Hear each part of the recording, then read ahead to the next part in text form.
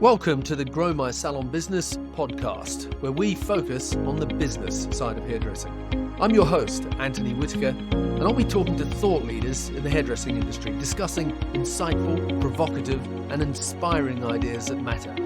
So get ready to learn, get ready to be challenged, get ready to be inspired, and most importantly, get ready to grow your salon business.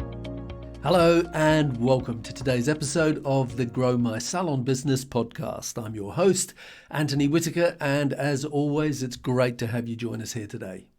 And let me take this opportunity to wish you a safe and happy new year. Now, if you're like most people, then you probably have made New Year's resolutions, either this year or perhaps in previous years. And if you have, I hope that you achieved whatever it was you wanted, or if it's for this year, I hope you achieve whatever it is that you desire. Now, of course, you can make resolutions and set goals and change direction in life at any time. It doesn't have to be limited to the beginning of the year. But January has always been a time to reassess and reinvent where you currently are and to set goals and make plans for how you're going to get there. And those resolutions or goals might cover all manner of changes that you want to see in any area of your life. But I have a challenge for you, and that is that you make this year, 2024, the year of results, not resolutions. So, what do I even mean by that? Well, I hope that you've had a good break and that you've wrapped up 2023 on a positive note and that you are ready to make 2024 your best year ever. But let me ask you this. What does your best year ever even mean? What does your best year ever look like? Well, it can mean different things to different people. And it can mean different things depending on the part of your life that you're talking about. Meaning you might make resolutions about your health or relationships or your diet or hobbies or your finances. But regardless of what it is, because of the fact that you're listening to this podcast, then that means that in all probability, you are a salon owner. And so when you talk about having your best year ever, there is undoubtedly going to be a financial component to that. Whether that's a total revenue number for the salon for the year, or a total profit percentage, or a figure that represents what you will personally earn from the business in 2024. And all those metrics and more are all important. And they're all numbers. And numbers are facts. They're not just feelings. And that is what makes numbers measurable. And once you start to measure them, then you start to track them. And by tracking them, you start to see the cause and effect of the decisions you make and the actions you take. Meaning, if you do this, then that happens. And if you do something else, then something else happens. But let me just back up a bit and say that the first step to making 2024 your best year ever is putting a stake in the ground and saying, this is what I want to happen in 2024. For example, let me share with you someone that I've had the privilege and pleasure to work with. And last year, he had the goal of his salon generating $2 million in total revenue. Now, for the average salon, achieving $2 million in sales is a big number. And he hadn't come close to it in previous years. But at the beginning of 2023, having that as a goal, it lit a fire under him, and it gave everything he did that year a focus and a renewed sense of purpose. Now, I'm going to cut to the chase, and I'm going to say that he didn't quite make it. But he did come within a whisker of it. And so for 2024, he has already set a goal for $2,100,000, and I'm confident that he'll get it. But the important point that I want to get across is that he didn't stop by simply stating the goal and then assuming that the passing of time would take care of the result. Because stating the goal, although it's a good first step, on its own, it's just wishful thinking, unless there's a strategy behind turning the goal into reality. Now let me explain exactly what I mean. Once he'd set the goal, he broke that figure down into what he needed to do each quarter, then each month, and each week. He knew he would have to average $40,000 weeks. He knew how many stylists he had and what each stylist would have to do in sales. He knew where a price rise was needed, and by how much and for what specific services. He identified where the growth opportunities were, what products, what services, and what stylists would have the greatest potential to step up. He built a recruitment plan around achieving the goal. He identified where further training was needed and implemented that training as it was needed. And most importantly, he monitored the results throughout the year and kept tweaking his approach as life happened. And as I say, he missed the $2 million goal by a whisker. But here's what I want you to think about. He probably did at least 100 to 150,000 more than he would have if he didn't have that goal and go through the process of planning for growth. You see, most people are good at setting a goal. That's the resolution part, meaning that they resolve to make something happen. Whether it's how much they want to weigh, or something in their life that they want to start or stop. Or perhaps it's a goal about how much they want to generate in revenue. But the most common reason that they don't achieve the goal is that they don't think through what the steps are that need to be put in place to make it a reality. That's the strategy part. That's the process and the systems and the checks and balances along the way that need to be put in place to make it not just a resolution, but that you actually achieve the result that you want. You see, setting the goal or making the resolution is the easy part, but coming up with the steps and identifying all the things that will need to be put in place along the way isn't nearly as much fun or as exciting as imagining the end result. But it's the implementing of the process that turns the resolution into a result. So you need to ask yourself the right questions and come up with the answers to the questions like, what is the timeline? What are the milestones along the way? What are the key performance indicators that you'll monitor? Is it the client count? Is it rebookings? Is it average bill? Is it client retention rates? Is it the number of new clients? Because, well, they're all important, but what will be the things that will move the needle the most for you? What will have the most impact on whatever your goals and ambitions are? What are the benchmarks that you need to happen each quarter?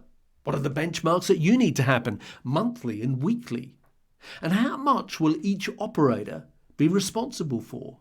And who or where specifically will the growth come from? Will the growth come from services or will it come from products? If it's services, what services?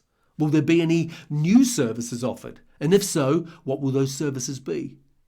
What additional marketing will be needed? And what training will be needed? And who's responsible for doing the training? And are there any other resources that will be needed? And what additional investment needs to be made? And how will you monitor and track the results on a daily, weekly, monthly, and quarterly basis? And what incentives and rewards will you have in place? And how will you celebrate the wins, both at a personal and company level, as you progress throughout the year? Because the answers to these and many more questions are what will determine whether or not you will achieve the result that you desire. The thing is that as a salon owner, you have multiple roles and responsibilities, and inevitably you will be more effective in some areas of business ownership than others. But what's really important is that if you want to succeed, if you really want to turn your resolutions into results, then as a salon owner, you can't just focus on the things that you like to do or that you might be good at. You have to take what I call full ownership of your business. And one area that is often the Achilles heel or the weak spot in many salon businesses is the area around the numbers in business. Oftentimes it's understanding the numbers that is the area that some salon owners just want to ignore. And so they work on the basis that if they just work really hard behind the chair doing hair, then with a little help from Lady Luck and cross fingers, then there will always be enough money to pay the bills. Alternatively, they want to outsource the financial planning and understanding of their business to their accountant or bookkeeper or some other expert who will tell them what needs to happen. And that's the problem. because it's the numbers and understanding the financials of the business that is typically the area that salon owners want to outsource. But the reality is that outsourcing and hiring experts to solve every challenge isn't possible or practical. But the problem is that many salon owners want to get someone else to do what they either say they don't have time to do or don't have the expertise to do. But the reality is that with business ownership comes that responsibility to understand what it really takes to grow your business. And so even if you do outsource the bookkeeping, which in many cases, if not most cases, you should, but it's still important to recognize that your bookkeeper and your accountant are experts at bookkeeping and accounting and understanding tax laws, etc. Their expertise isn't about running and building your business. Their expertise isn't about making you and your team more productive.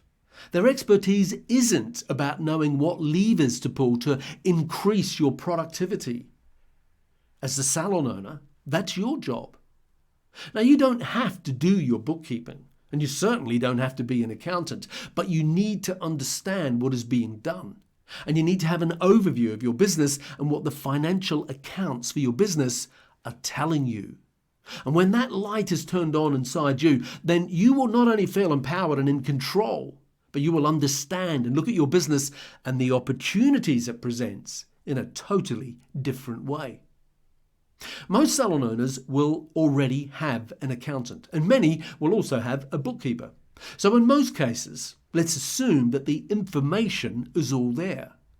And to complement that, most salons will also have a point-of-sale system. And although everyone has their favourites, let's assume that your point-of-sale system will also have a lot of great financial data about where your salon is strong and where the opportunities to improve are. And what you need to do is pull the numbers from your accounts and the numbers from your point-of-sale system and put them together in a way that makes sense and is meaningful to you. Because even if you had unlimited financial resources at your disposal and could outsource that job in order to get someone else to pull your numbers together into a simple dashboard that would give you what you need, the reality is that you are the best person to do it. You know your business better than anyone else. And so you have to get resourceful and learn and take responsibility and take total ownership for what is happening in your business. And do you know what? Surprisingly, it's not nearly as difficult as you might think. And as you increase your level of financial understanding and learn to work with a few simple benchmarking and budgeting and forecasting tools, then the insights that it will start to give you into your business will be far better than what anyone else can do for you. Because I know that you know your business better than anyone else. And when you start to look at the numbers in your business in a way that makes sense to you, then you can set goals and develop the strategies needed to take your business forward.